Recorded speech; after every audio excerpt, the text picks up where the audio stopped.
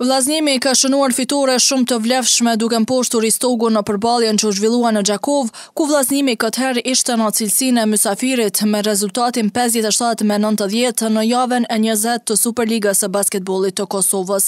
Ndeshjen më mirë nisën kuqezind ku ishin në Persi, derisa çerekun e parë fituan 7-19, ndërsa lojë më barabartë u zhvillua në periudhën e dytë, ku Ristogasit ishin më të mirë ku pjesa e parë përfundoi 24-30. Megjithatë, në pjesën e dytë vllaznimi tregoi lojë më të mirë dhe arriti fitoren e thellë me rezultatin 57-90.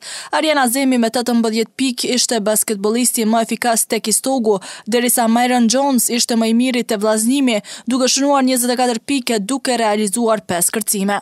Kuqezind me këtë fitore mbesin në vendin e 5, ku deri më tani kanë regjistruar një bilanc prej 9 fitoreve e 11 humbjeve, ndërsa Ristogasit mbetën në fund në radhikjen tabelare me një fitore e 19 humbje. Në xhiron e radhës, vllaznimi e pret Prishtina në palestrën Shaninushi, ndërsa Ristogu është mysafir i Prizrenit në palestrën Sezai Suroj.